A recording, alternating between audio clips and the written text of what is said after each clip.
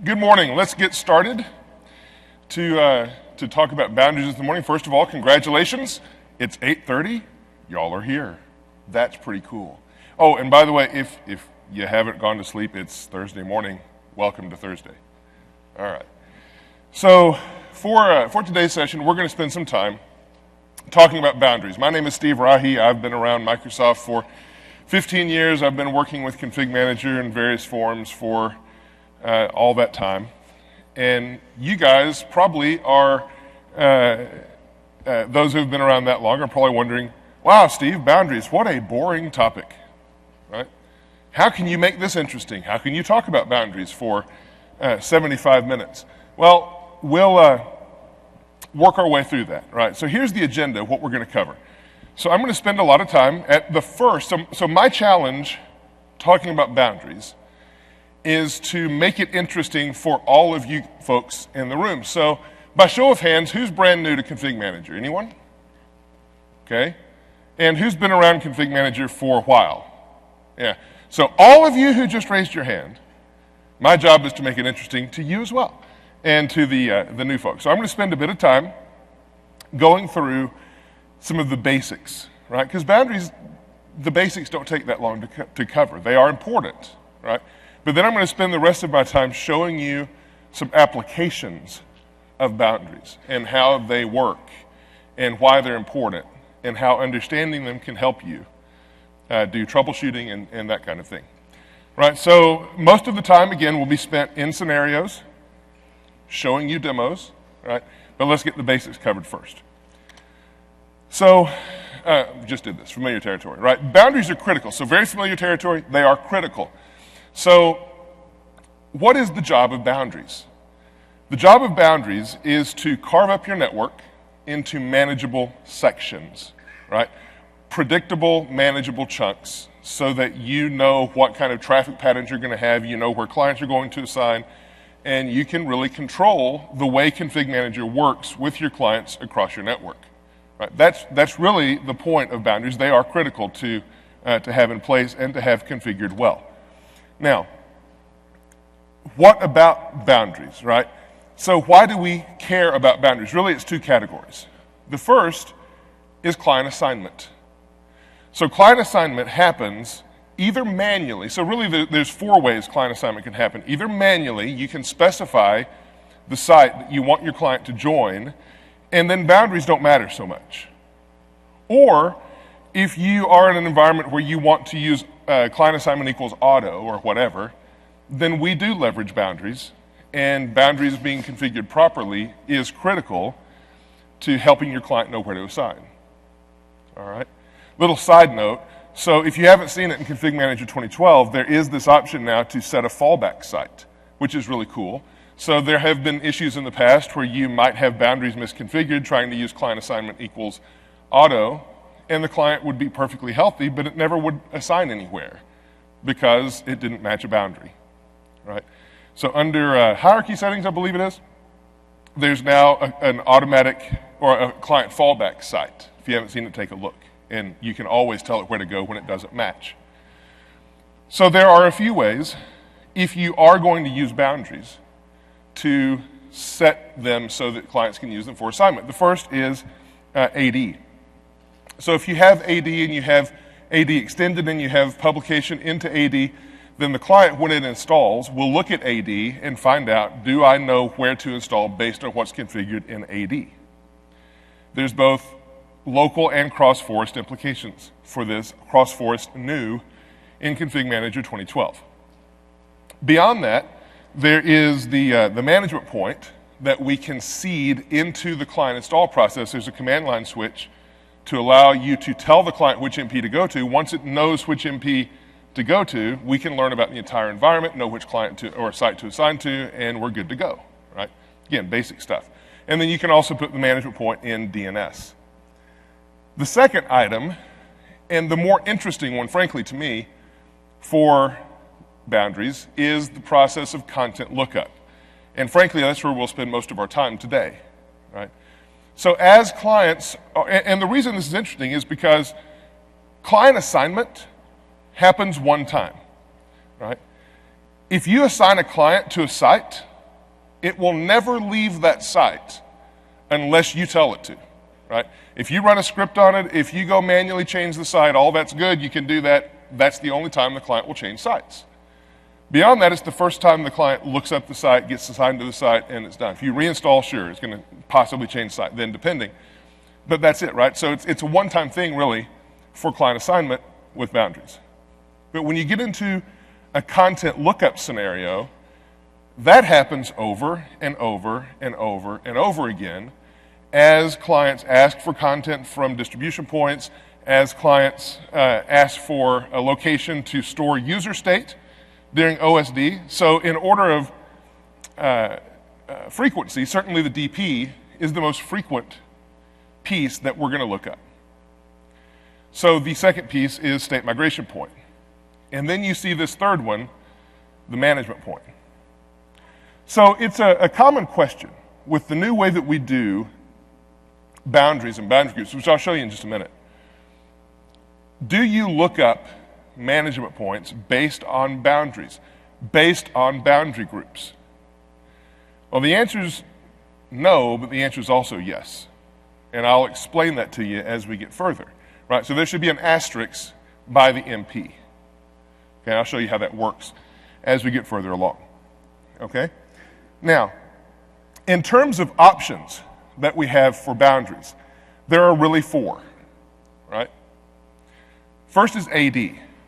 So AD is really a cool option if you have the ability to rely on AD to correctly reflect your infrastructure. And oftentimes I don't see customers that have that. You know, the other risk, if you will, of AD is that things could change on you and you might not learn about it until things had changed, right? So there's some good possibilities here. There's also some things to be aware of here. If you can leverage it, it's great. But in my experience, a lot of customers will prefer to go with more of an IP type boundary. So in the IP type boundary, there's three options. IP subnet, where you carve up an entire subnet and say this is a range, or this is a section that I want to uniquely control, right? And it could be an entire subnet, a section of a subnet. We do subnet masking and all of that. Could be an IPv6 prefix. It could be an IP range, okay? Now, in order of preference as to which of these you should use in the IP category, certainly IP subnets are far more preferable. They're less expensive from a performance perspective and generally can be implemented pretty well. IP subnet ranges, though, IP ranges, you can leverage these if you need to, but be very careful with them because there is a significant increase in performance cost for an IP subnet or an IP range, right? Now, does that mean you should stay away? No. Use them where you need to. They're there to help you solve certain problems, but just keep in the back of your mind, you know, use these with caution. So there's an environment that I know of as an example, pretty large environment, that had 4,000 of them. You know, it's a convenient way to map out your IP territory or your network territory. The performance hit that they saw was significant enough to really impact SQL, even on a very beefy box. So be careful about that. And even if you do need to use a large number of IP ranges, you know, there are ways to do that and do it safely, but just be aware this is a significant performance impact as they grow. If you just have a few, no big deal, you know, whatever, use your best judgment and keep an eye on it, but still, just be aware. The recommendation is definitely to use those sparingly. Now, in terms of twists and changes that come with 2012, there are a few. So the boundary information, the reason I started with boundaries, how exciting, right, is because boundaries really haven't changed that much since they were introduced in SMS 2.0. They have changed some, right? Certainly they've changed a bit in 2012, but they're not dramatically different. Here's a few twists. So boundaries themselves, in previous versions of Config Manager, as soon as you put a boundary in place, it's actionable, right? In 2012, you can configure 200 boundaries and they do nothing, right? All they are is a library of options. So it gives you the opportunity to go configure the boundaries the way you would have them be, but you don't make any real impact on your network until you actually put them into what's called a boundary group. And at that point, they become actionable, right? So what is a boundary group? Well, so a boundary group is, let me just show it to you first. This will probably be the easiest way. Let me move on here and show you what a boundary group is, the boundaries, a couple of things about it. So here's my lab.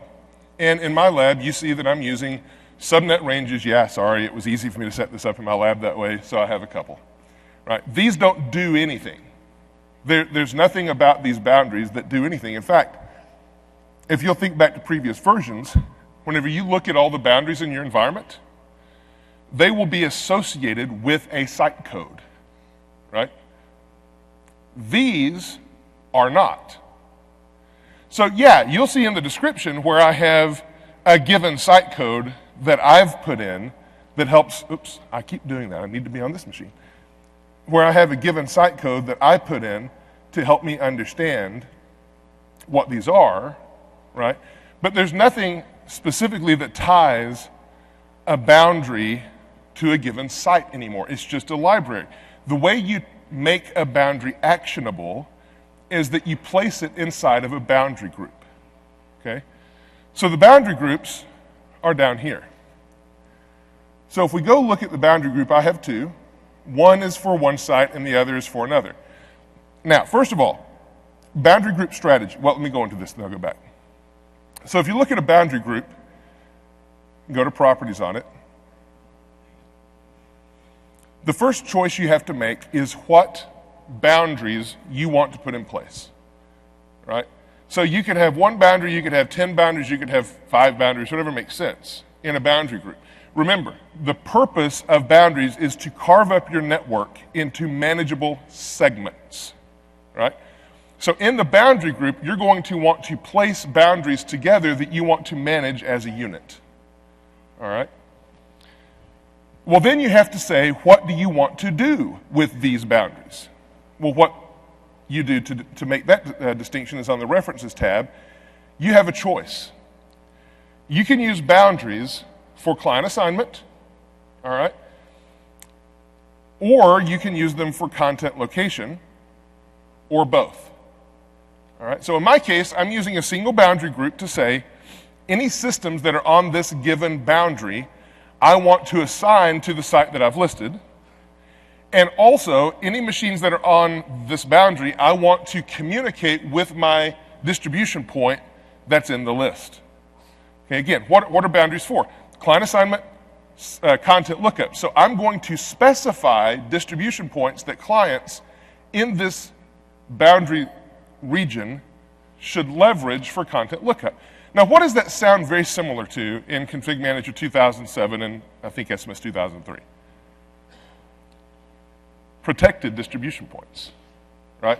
It's exactly what this is. There's no difference. It's just a different way of presenting it to you. So protected distribution points is something that was available historically, would have been very advantageous for many customers to use. I don't know all the reasons why, but in my experience, folks didn't leverage it that much. Now we put it here as a first priority, right? That you do need to leverage it or at least consider it whenever you're building out your boundary groups. The default is to have all of your DPs set as protected, right? By adding a DP to a boundary group, what you're saying is that the only clients, now by default, I'll show you where the defaults don't apply as we get further along. What you're saying by default is that clients that are on a boundary that is in this boundary group, associated with this boundary group, those are the only ones that are able to talk to the distribution points associated with that boundary group. Okay? So the second type of thing you could also put in here for content lookup is state migration points, all right, which I don't have. All right, so we'll stay with that. Now, you see that I've chosen to use a boundary group for both client assignment and content lookup. You can do that, but I don't recommend that. Instead, I would suggest that you have separate boundary groups for the purpose of client assignment, separate boundary groups for the purpose of content lookup. Here's why. So for those who've been around config manager for a while, you know that overlapping boundaries is a bad thing, right? For client assignment. Overlapping boundaries for the purpose of content lookup is absolutely supported. So if you use a boundary group for both things, which sometimes you can, but if you use a boundary group for both things, the potential is there to mix things up, right? And overlap unintentionally. Whereas if you separate them, you can really control that and make sure that you don't have those overlaps as much as possible. Right. So it could be that you have, maybe you have one primary site. Could have one boundary group for the purpose of client assignment, 30 boundary groups for the purpose of content lookup, depending on your environment. Right? That's fine. This is where you configure them. Okay, one other thing. So I told you that you can also publish boundaries into Active Directory, and you can. So I'll just show you this real quick. The way that you discover Active Directory, there's an AD forest discovery now that's new in 2012, and we will go out and learn about the various forests in your environment. Why? Because we now allow you to publish to the Active Directory of remote forests. So we have to learn about them somehow first. Once we know about them, then we can publish information about them, about our sites, to those forests. So if I scroll down under site configuration, go to my CAS. In my publishing tab, here's where I tell it where I'm going to publish. Right? So I'm just going to publish my information to Tailspin Toys, my domain name, and I'm good. Right? So that's pretty much like it always has been. If I want to publish in a remote forest, I would see it here if I had remote forest, but you'll also see down near the bottom. Oh, what am I looking for? There, Active Directory Forest. Any of those that I've discovered, I would show here, and then you could set publication of a site, all your sites, whatever, on an individual discovered forest.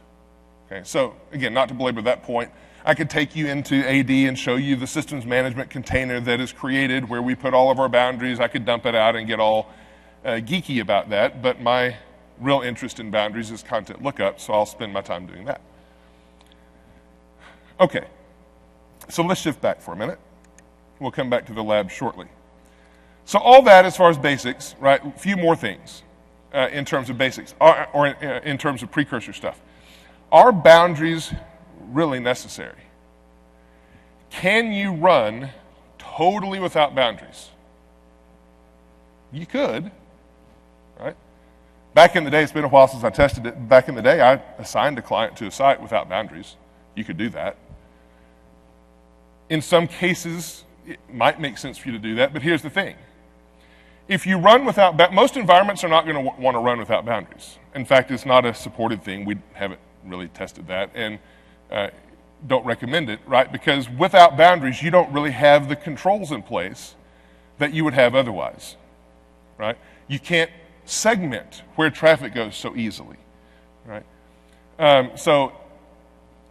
You really do need boundaries, though it is possible in some cases to run without them. You don't get all of the controls that we otherwise would give you.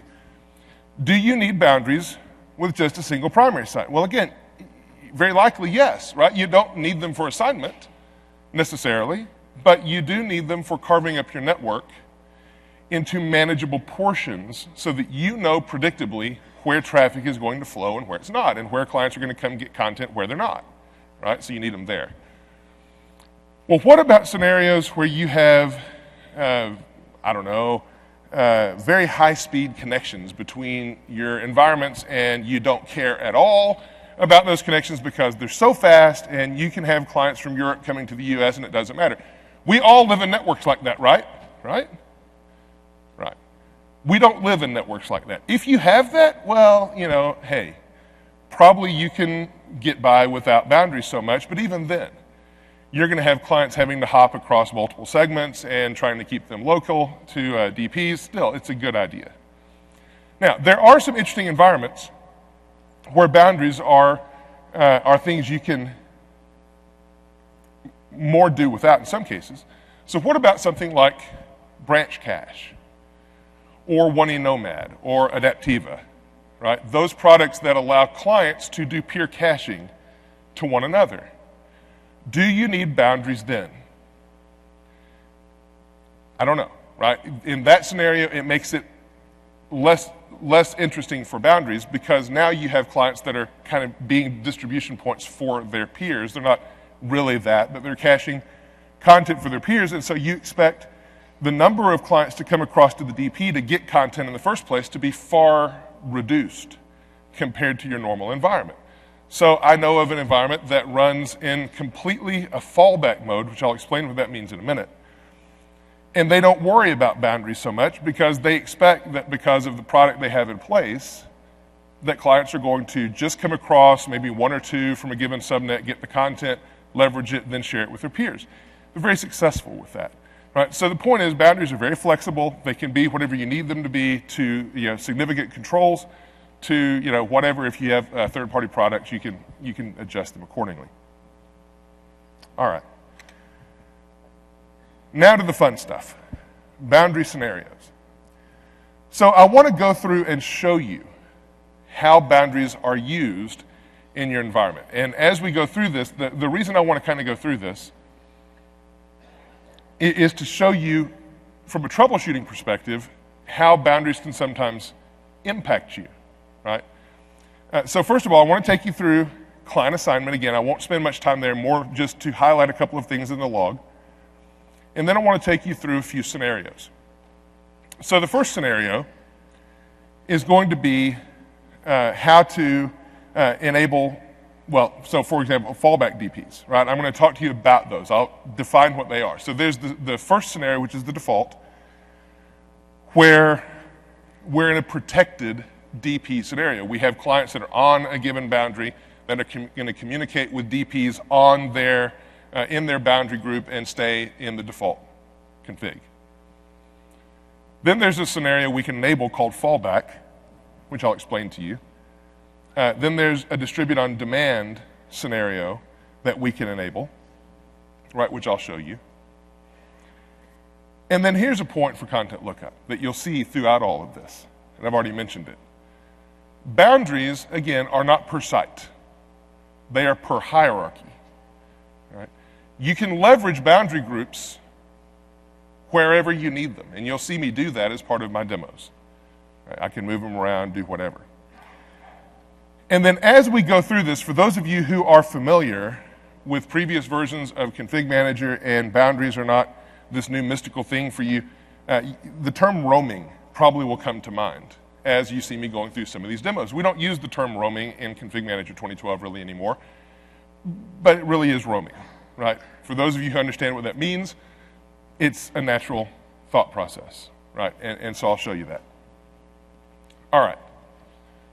So here are a few things that we're going to go through. So the first thing that's important as I get into the lab that I'll show you how to set up is verbose and debug logging.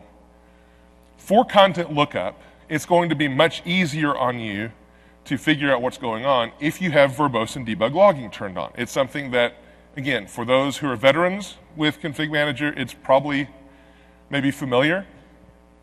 But if you don't know that it's here, it's an interesting option that you can consider. Right? So for verbose and debug logging, to be honest, I prefer to have it on in every environment that I go in. Right now, people disagree, and that's fine. Everyone has their own opinion. But it's important enough to be able to see the detail of some of the stuff going on the client, especially in content lookup, but in other areas as well. And the overhead is so minimal on modern hardware, disk space consumption so minimal on modern hardware, that to me it makes a lot of sense. Yeah, people disagree, that's cool. But I'll show you how to enable it where you need it. My thoughts on it are I'd rather have it turned on and available when a problem happens than have to turn it on, recreate the problem, and then go look at it. So again, your opinion is fine, but that's fine. So I'm going to take you through client assignment, show you in the logs real quick how that works. Then I want to take you through some of the demos that I talked about with content lookup, and then finally wrap up talking about MPs. So here's the first one, content lookup. I'm sorry, verbose and debug logging. So let me go into my client. I already have it turned on here, but let me go into my client and show you how to set it up. And by the way, there are command line options that you can use when you install the client to set this up if you want to, or you can turn it on ad hoc like I'm going to do here. This is where we'll have a bit of an eye chart, so let me get in place and I'll show it to you with Zoom It. So here, you notice I'm positioned already. Let me do this. I'm already positioned in the key where you have to turn it on to start with. So this is, I'll tell it to you since you can't see it on the screen now. It's local machine software, Microsoft CCM, logging at global. Right? There's a value in there called log level. Log level by default is set to 1, which is exactly opposite of what you would think it would be. 1 typically means turned on. No, not here. 1 means disabled, normal level logging. To turn on verbose logging, you have to set it to 0, right? Or use the command line switch. So that's point 1. Verbose logging is not enough for some things. You also need a piece called debug logging. So let me show you that one. So if I move on down, you have to enable debug logging, you have to create a key called, strangely enough, debug logging, right here, and set the value in the key to enabled true. Those two things turn on verbose and debug logging. Now, it's going to put a lot more information in the logs, thus verbose and debug logging, right? But this is how you turn it on. You could turn it off if you want to later. That's fine, right? Whatever. Okay. So that's that. Now, let's go back and do client assignment. So I have, again, client assignment is something that happens very early on. It's just a one-time thing, really, in many cases. So I've captured off some logs from the client assignment process for this box, right? And there's really 2 logs that I care about for client assignment. Let me show you. The first one is client location. So client location is where you're going to see the client actually get assigned, right? Well, then there's other processes that happen where the client goes through all of its work to become assigned, and you're going to see that in a log called location services. And we could go trace it on the server and do some other weird things, but I'll leave it at that for now, right?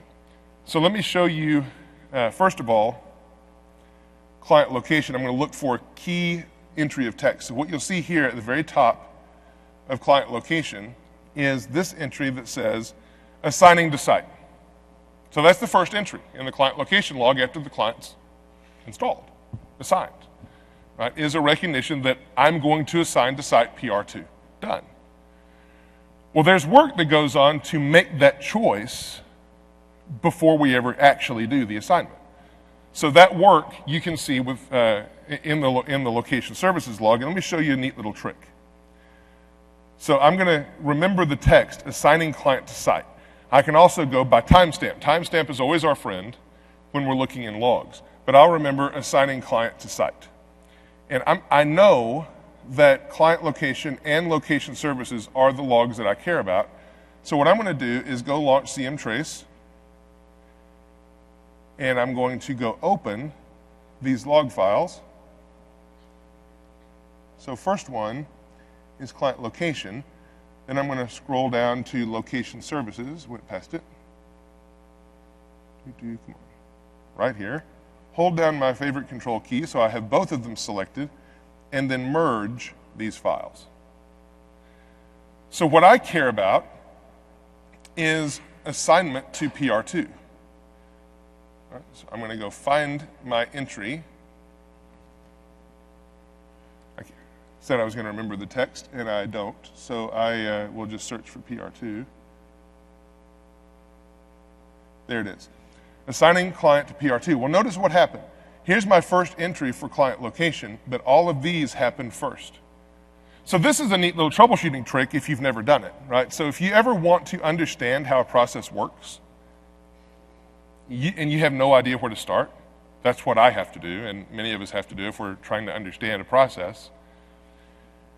You can do that work. You can cause the action to take place and then go grab the logs, merge them together like this, all the logs that have updated with the timestamp at the time, and you can kind of sift through it and figure out what happened, right? This is a very easy illustration of that process. So if I look up, and this is all I'm going to do, I mentioned that we're going to go and try to find information about the management point the clients need to talk to in AD. So you see that happening here. Then we're going to roll over, try DNS, and then look at our command line and different things. You see all of that happening. And then here we did actually find a management point. And that's the one we're going to use. And once we have it, that we find the client's not assigned, and then we finally assign the client to site, right? So that's really it. Right? Again, client assignment is not that exciting to me. It happens one time. You can trace it backwards if you want to. But for now, that's all I'm going to do for client assignment. But it illustrates the point. All right. So let me go back to my PowerPoint for a minute, and then we will, again, get into the fun stuff. So that's client assignment. Now, in terms of content lookup, right, there are those three scenarios. I want to show you the first one, which is basic, where we do what we do by default and stay within our boundary group and find the DPs there and our clients on the boundaries defined in the boundary group and so on. Show you how it works. Then I'll show you a couple more scenarios. Here's why I'm showing you this, right? So boundaries are so pivotal to operations being successful in an environment, right? I'll tell you, I was out at a customer site a couple of weeks ago, and they were having all sorts of issues with patches not coming down. They weren't getting applied. They were having software deployment issues. They were just having all sorts of issues. And they thought everything was fine from a boundary perspective, but we went through, they had about 100 systems that they identified that they wanted to look at. We went through 10 of them. Of those 10, 9 of them failed because they could not find content. Now, there's various reasons that they couldn't find the content. Some of it was boundary related. Some of it was that the deployment to the distribution point had failed. But the point is, understanding this process I'm about to show you is huge in troubleshooting issues, right? And it's really not that complex of a process, but if you haven't seen it, this is something that is applicable over and over and over again. So the process I'm going to show you is the content lookup process. This process is applicable for software deployments, packages, applications. It's applicable for software updates. It's applicable for task sequencing, OSD, everything, right? So if you understand this process and can troubleshoot it and understand what you see, you'll be equipped to at least troubleshoot this perspective. Now, what I'm not going to do is show you all the precursor stuff that gets us into content lookup, because that would be a lot, right? At the mechanism by which we enter the content lookup portion of the deployment is different depending on which piece is doing it. So application deployment, you're going to have other components involved that call out and ask for content. Task sequencing, different components involved that reach out and ask for content and so on. Right? So we'll just jump directly to the content, see how it works. Well, to understand what you're going to look at, I need to show you how the lab is configured. Right? So the first thing is, here's my lab. I've got a CAS, and I've got 2 primary sites. This is PR2, it has a distribution point. This is PR1, it has a distribution point. This is the range, the IP range associated with this site, DP, by boundary group. Here's the IP range associated with this site's DP by boundary group. And you notice my client is assigned to PR2, and its IP address directly falls within this boundary range. So according to this initial config at first, this is the classic scenario. This is the default scenario, right? So let's go see how does content lookup work in this scenario. All right.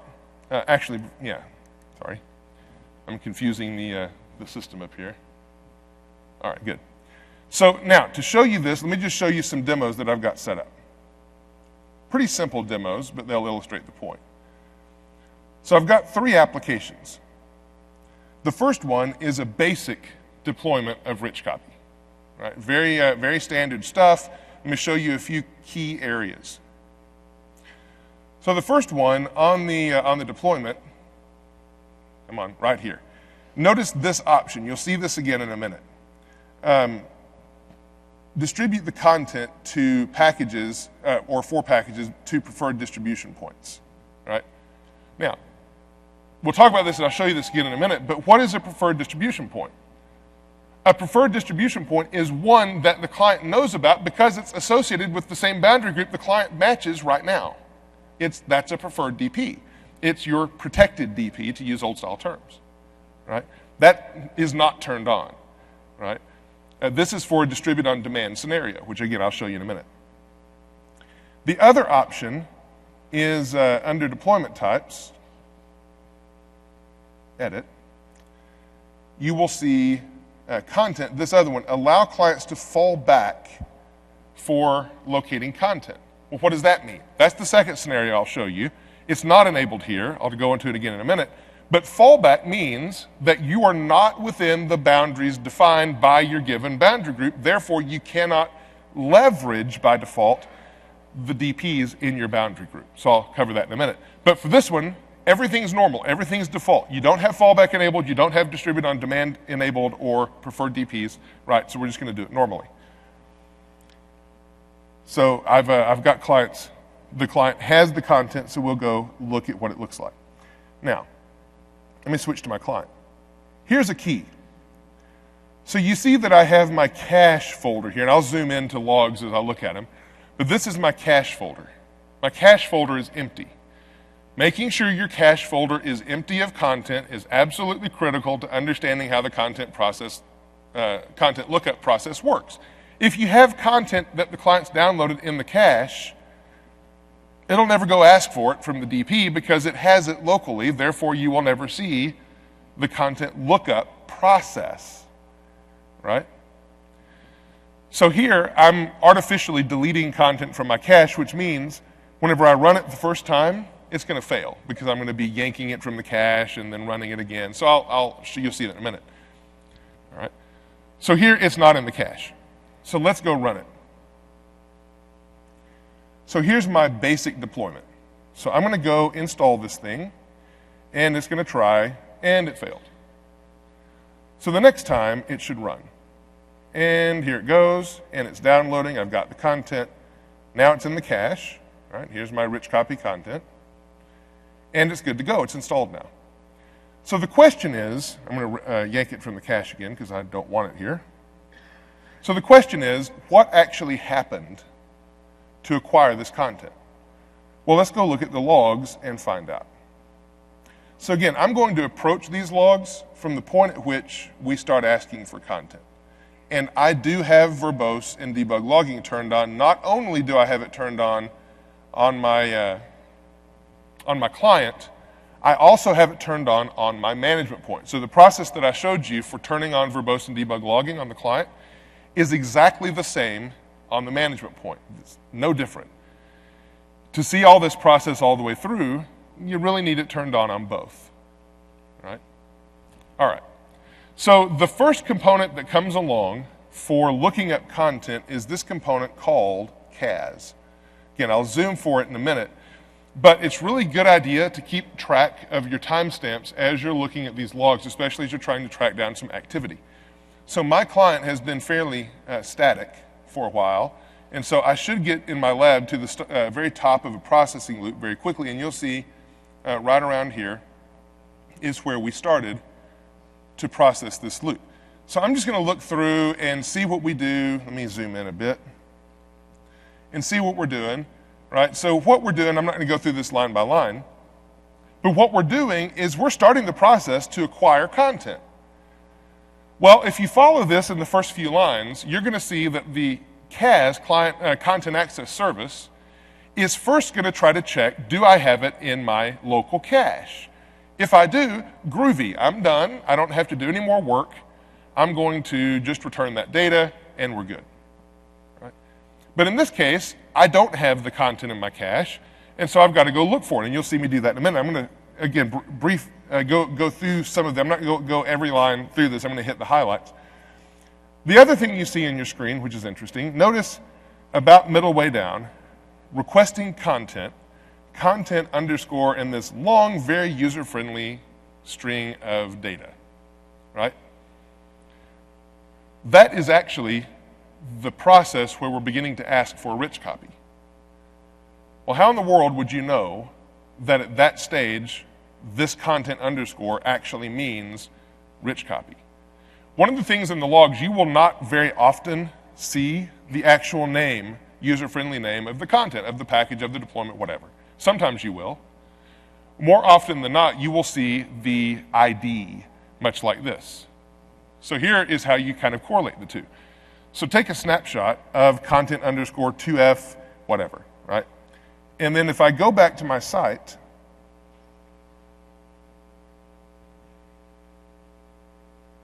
and look at the content, the deployment type, notice this content ID column right there. I'll zoom on it. Oops. I hit the wrong key. Sorry. Notice this content ID column. I don't have zoom in. Hang on, let me minimize this and launch zoom it. Thought I had it there. Launch. Okay. Now it's working. Software library, do this the third time. Basic, deployment type.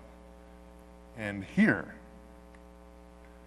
is the exact same content ID, right? So I can look at the log and I think this is the one that I'm actually trying to trace. Is it the one I'm trying to trace? Well, here's how you correlate it back, and yes, it is.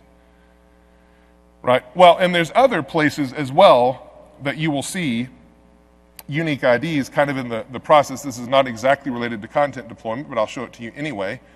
So if you go up and right-click, you will see like a CI unique ID column up here. It's not there by default, but if you add it, you will see some of those unique IDs that are running through the logs that you otherwise would have no idea, oh, this means that, right?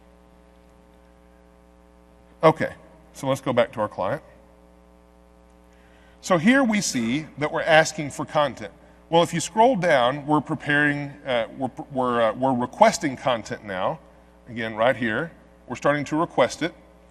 Well, now let's go down and look at the actual request.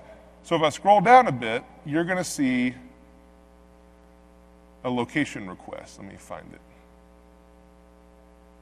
Here it is, right here. Actually, I'll highlight the line above it. Here's the location request, the 2 lines below my blue bar. We realize that the content is not in the cache, and we realize that we need to go get it. So what we're going to do is ask for that content. Now, Content Access Service basically is just requesting it, right? There's other processes that get involved with asking for content. I'll show you some on the MP side in a minute. But notice that the request and the reply are very close together. Go over here. Usually within a second or two in my lab, right? So here, certainly, they're within the same second. They happen very quickly. Well, you wouldn't know necessarily by looking at this that we're actually asking the management point ultimately for this content, right? We don't know where it is. The management point does, so we have to ask the management point, where is this content? The management point doesn't know either, but it does have access to the database, so it can then go figure that part out. So let's look at this a little bit more closely. Let's look at the actual request that goes up, all right? So here's the request that goes up, this line of XML. So you'll see a number of things about this, including things like the package ID, that content thing. You'll see that it's looking, has settings for whether we allow distribute on demand, allow Windows update for Microsoft updates, whether we're going to use protected, all these different triggers that are in here. The key thing that's interesting, though, is notice as part of the request, we're sending up what we're looking for, but at the bottom line right there in the middle of the screen, we're also sending up what our IP address is, right? Because again, we're trying to find distribution points that are local to us based on IP information, based on boundary information. We don't know where they are. We're sending up our details so that we can use that in trying to find the information. All right? So now we know that this is going to the management point. Let's actually jump ahead and look at the management point logs. So I'm going to just connect to my management point. Right here. All right, and I'm going to go into my program files logs directory.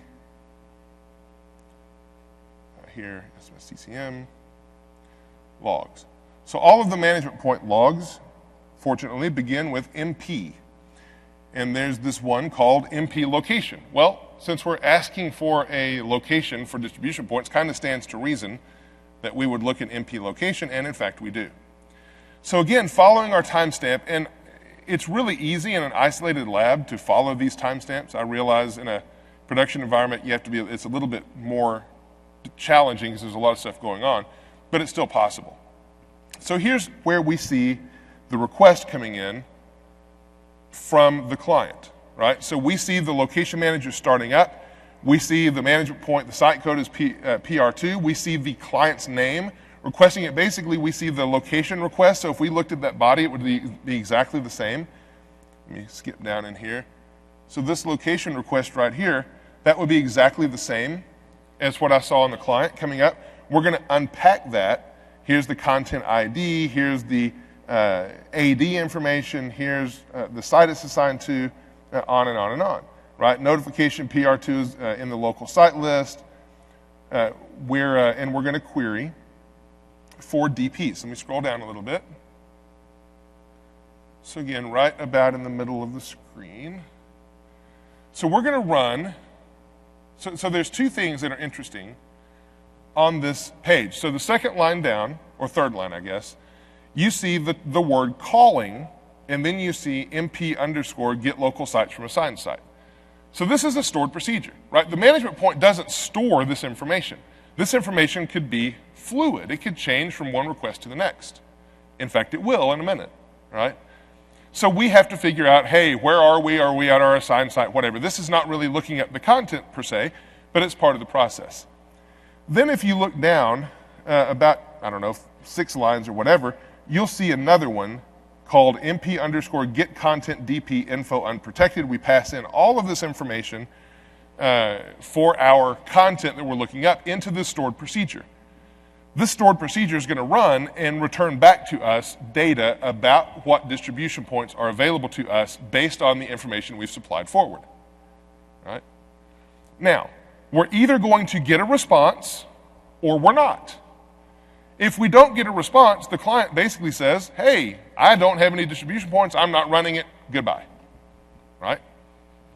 So how do you know whether you get a response? Oh, by the way, as I scroll down a little bit, you'll see the reply body at the very bottom, last line, reply message body, we send back the reply to the client about what we found. Right? So let's go back to CAS log on the client, and we'll see that exact message. Close this down. Actually, I'll close this down. So here's the reply body. So we sent it up. We asked for content. We're going to get a reply. Here it is, all within the span of 1 second. And notice that in this reply body, we have a bunch of things. We have the hash algorithm to make sure the content's valid. We have the site. We have the content. We see which distribution point. So the fourth line down. That's our distribution point that we're able to use for the content. I just have one DP. That's all that I return. You could have several, right? And then the very last line, let me highlight it here and then I'll zoom it up again. Notice this entry right there. This is a very interesting entry. Locality, local. What that means is that we asked for content. We found that content on a DP that is in our boundary group, therefore it's local, therefore we can use it, right, based on our configuration. If we had not found a local DP, the client would not have used anything because we're not set to allow these other scenarios like distribute on demand or fallback. We're not set to honor that. So this would have failed, right? So here's the point. This flag, and you'll see, if I do my demos right in a minute, you'll see another value come into this entry in a minute. But this entry alone, having this kind of information available to you, you can kind of get an idea. Why is this deployment, why is this client unable to run this content? Why can't it find it? Is it local like we think it's supposed to be? Or is it a laptop that's traveling and maybe my settings don't allow for me to get it? Or what is it? right? Do I have boundaries misconfigured? What is it? Now, this isn't going to answer the exact what is it, but it could tell you that what you're getting may not be exactly what you're expecting, right? Okay. So let's shuffle the deck a bit. So I'll have to come clean up my lab in just a minute, but let's shuffle the deck a bit, go back to the PowerPoint. That makes sense? Everyone good? Cool. So let's do another scenario. So this is fallback. So in order to demonstrate fallback, I'm going to have to make a few tweaks in my lab. This is what I'm going to do. Right? So I still have the same sites, primary 1, primary 2. And notice all I'm going to do is I'm going to remove my range from my boundary group. The client's still assigned the same way, still going to have the same IP address. All I'm going to do is take my range away. And then I'm going to go through the process of enabling fallback. It's already enabled, but I'll show it to you, what that means, right? So when I take my range away, by definition, the client is now not within a boundary group, so it therefore cannot find DPs that are preferred. Or to say it in old style terms, in this scenario, my client would be what we used to call roaming because it is not in a defined IP region, right? Or boundary region. So in that scenario, by default, again, the client will not be able to run content. Could be a hotel room. Some of you folks may be getting content requests now and you can't run them because you're in the hotel room, right? Or it could be that you're visiting a customer site or whatever it is, right? You're not in a defined region in terms of boundaries for running the content. So let's see how that works. So I'm going to go back to my lab environment. First thing I'm going to do is I need to clean up because, again, I've installed this, so I need to make sure the client knows that it's not installed. So the way I do that is, first of all, I'm going to go down to Programs and Features and uninstall Rich Copy.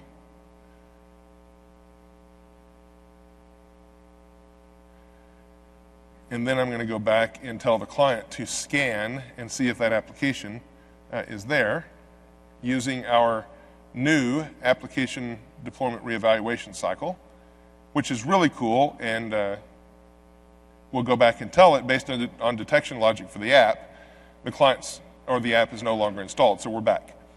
The other thing that I need to verify, and I've already done it, but I'll just verify it again, is that my cache directory is empty, right? Just making sure that we have empty cache folders so we can download it again. Now, in addition to that, I need to make a couple of changes on my site and show you a couple of things.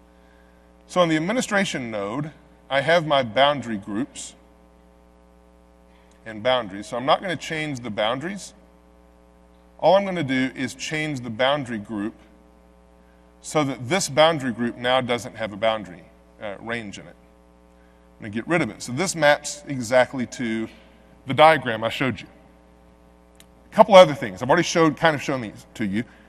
But again, fallback, allowing fallback is not default. You have to allow it, right? And there's two places, really three, but two places that you have to turn it on in order for it to work. So the first is on the distribution point itself. So if I look on a distribution point, here's my distribution point for my site, and I look at boundary group, you will see this entry down here, allow fallback source location for content. So the first switch you have to have turned on is that the distribution point itself is allowed to be a fallback source location. So for those pieces of content you want to deploy when the client's not within its boundary group and doesn't know which DP to go to, you have to turn on fallback. Well, this one is enabled by default. Every DP you put out, by default, will, unless it changed in SP1, I haven't looked, I don't think it has, will be enabled as a fallback location, right? But fallback is not available by default. That's because there's a second switch that you have to turn on to make this work. So if I go back to my software library and look at my fallback example, again, I'll go through it the same way. Notice I still don't have this option available, which was the preferred. I'll show you this one. That's the third demo. All right, let me go edit this. So notice here on content, now I do have allow clients to use a fallback source for content. So this is something you have to have on the DP turned on.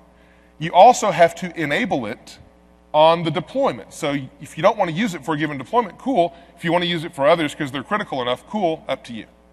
Right? But this is not turned on by default. So now, once you have both of these turned on, it at least allows the possibility of a fallback condition. But it still won't work necessarily, right? Because there is a third option that you have to have turned on. Notice this one right down below it, the deployment option. So if you read the text, select the deployment option to use when a client is within a slow or unreliable network boundary, or when the client uses a fallback source location for content. The default here is don't do anything. So if you leave it at the default, it still won't work, right? So you do have to specifically say, download the content and run it, even in a fallback scenario, right? Well, now let's go look at it and see how it works and how it's different. So I'll go back, and here's the other thing. In a lab like this, it's really cool. The reason I have 3 deployments is because it allows me to set these 3 up, have them staged for you. If I were to have one deployment and changing these to match that given, it would take policy updates. It would take a lot more time. So it's useful that some of these other settings, like enabling fallback, changing boundary groups, all that, don't require a policy update. So it helps stream it along. All right, so let's go back to the client and see how this works. So here is my fallback scenario. And again, I'm going to install this thing. First time it should fail, and it did. And retrying, I'm going to go install it. We're downloading. Everything's good to go. Right, installing. So now I'm going to go back to the CAS log. I'm not going to walk you through the entire process now because you've seen the management point. You've seen, building the content out. I'm just going to take you directly to the content request and the reply and show it to you. So let's go into my CAS log. And I'm going to search up from the bottom for reply, because it should be there. And there it is.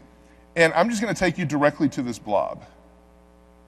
Right here, this XML that came back. Notice that now this has changed. It works. The user has no idea. Right? It worked exactly. It might be slower, depending on where they are. Right? User has no idea it works. You know, because now this tag tells you, I'm not local, I'm not using a preferred DP, I'm using a fallback DP. Maybe you want that, maybe it's expected, maybe it's not. Right? So again, more information. The rest of it is largely the same, but it illustrates the difference. Right? All right. So let's move on to demo number 3. So again, I need to come back and clean up. I need to come back and clean up my my lab in just a minute.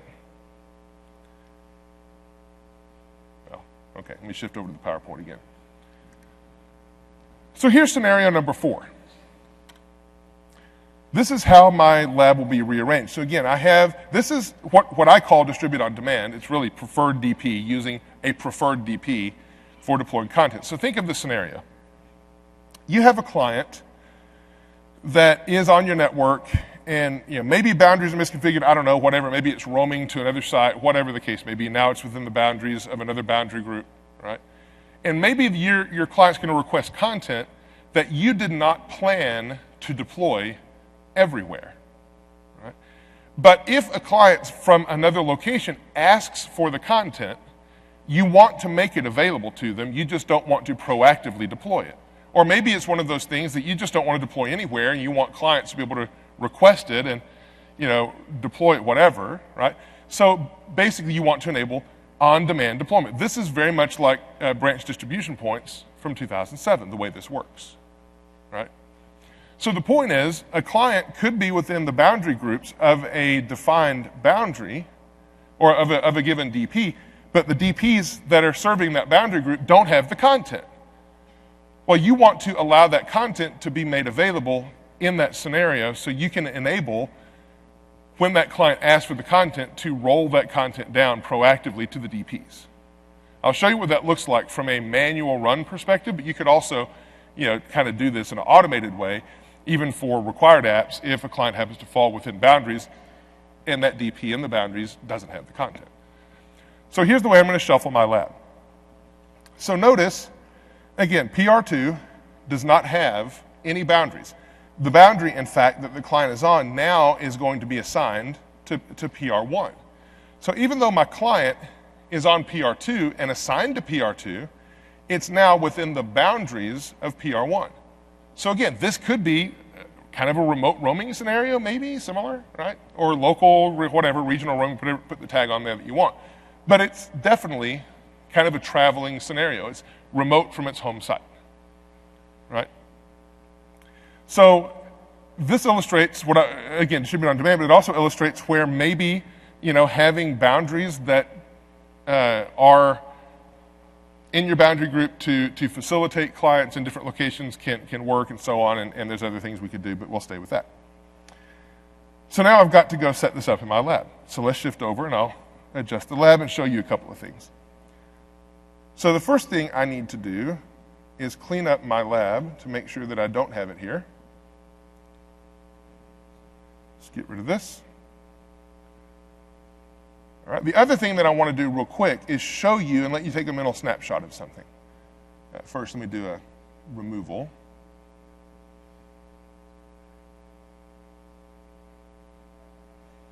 All right. And then, oops. Let me show you the Config Manager applet. So take a mental snapshot of this picture. You see the site code. You see the assigned site, right? Exactly as we would expect. Site code's PR2, assigned site is the PR2 site server, right? No problem. Take a mental snapshot. I'm going to tell the client that rich copy is no longer there. Good to go. Now, I have to go back to the site for just a minute and make some adjustments. So now, on the boundary groups, I need to come in here and move my boundary range to this boundary group. So I'll add it. Good enough. Okay, the other thing that I need to do is make sure that my distribution point is in this boundary group for PR1, and it is. Okay. And then here's the other thing. My goal for this demo is to have content rolled down to this DP, but I'm not going to put it there. So to make sure that I'm not cheating, let's go to this DP and look for content, and I should see the distribute on demand version of rich copy. It's not here. So the only way it will be here is if the client's request forces it to be deployed there on demand. So we'll come back and check that here in a bit. Okay, the next thing I need to do before I actually do the test is I need to restart my client service just to allow it to adjust and realize that the boundaries it's on have changed. So we'll take a minute, let it stop and restart.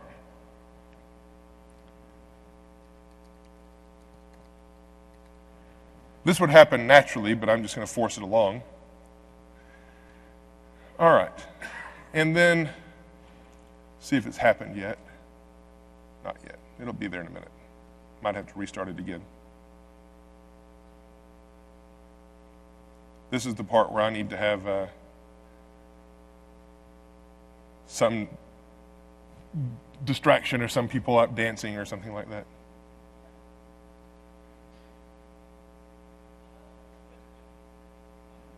Yeah, can you come to a mic?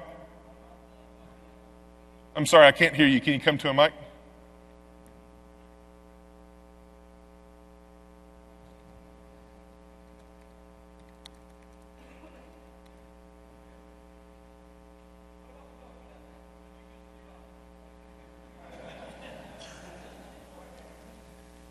Sorry, what about log level when I use debugging?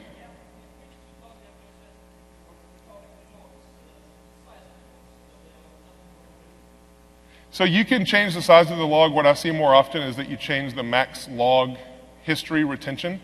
So either one.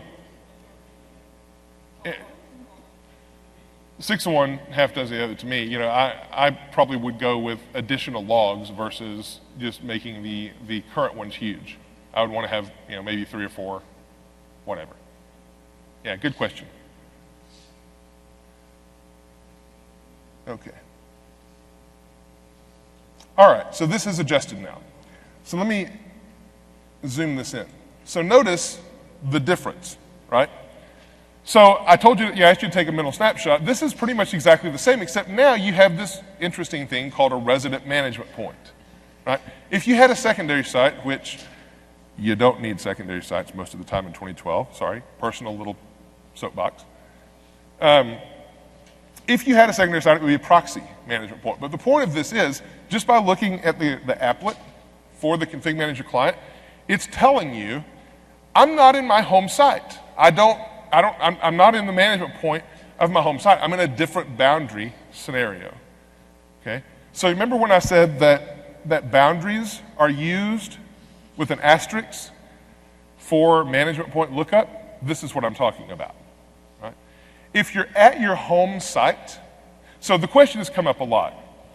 Can I use boundary groups to tell clients which of my management points within a site to use? The answer is no, because within a site, we consider all the management points peers, and it's kind of a random lookup once you get through the lookup logic, which I'll tell you about in a minute. However, if your client is within the boundaries of another site's management point, we're going to use it just like we always have, right? It makes sense. We want to use local resources where we can. So that's the point. We're going to use our local management point here for PR1, even though we're assigned to PR2, to locate the content if it's available. Right? All right. Now, so let's go try to run this content. So like before, the first time I try to run this thing, it's going to fail. You launch Software Center. And what would you expect it to do the second time I try to run it? Any guesses? Fail? Okay, we'll see. So I'm going to try to run this thing and failure. Now let's run it again and fail. Why? Because it's not on the DP yet, right? It's not there. We didn't allow fallback. We don't have it on our preferred DP, so we can't run it. The only thing we can do is hope that because Distribute on Demand's turned on, we're going to see it roll downhill to my DP, and then at some point in the future, I can run it. Now, obviously, that's me as a user trying to run it, but it would work the same way if you had a required app that was just trying to run and it couldn't, and then we go into a retry cycle and that kind of thing. Right? All right. So let's trace this and see what happened. Again, I'm going to take you to the logs that we've already seen and show you how it works. So here's the client log, and here's CAS.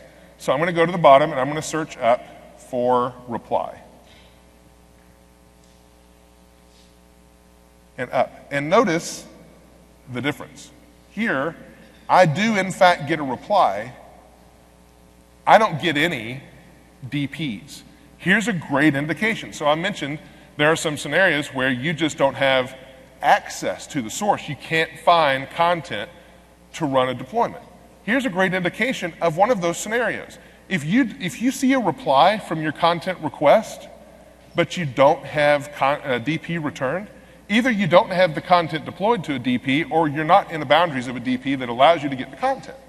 And you're going to come back with a reply that is empty, just like this. All right? So the client has nowhere to go. Well, in this case, we know that we've told it, hopefully, to distribute on demand. So let's chase this up. So let's go up to the management point on our primary. This time we're going to use primary 1, right? Because primary 1 is the management point we're using.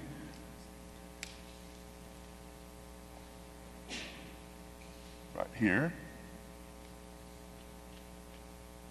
Come on.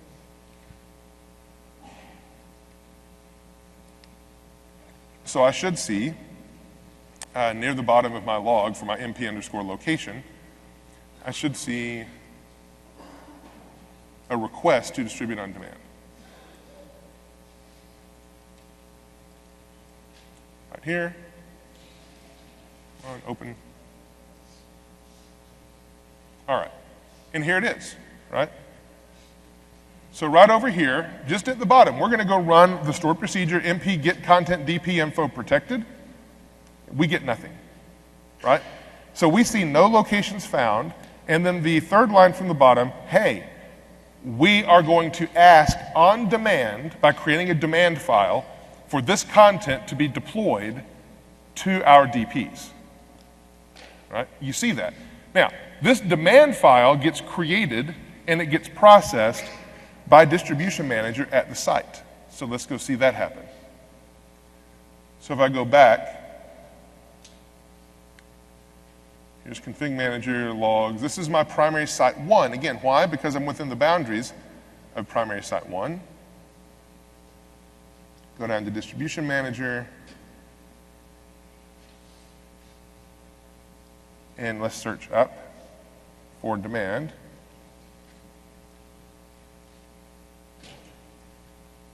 And there it is, right? So we see that, hey, we've got a demand file, we're processing it, we're going to start processing this package, we're going to send it down to our DP, everything's good, right? So at this stage, if I've given it enough time, and I think I have, I should actually see the content on that DP. So let's check it.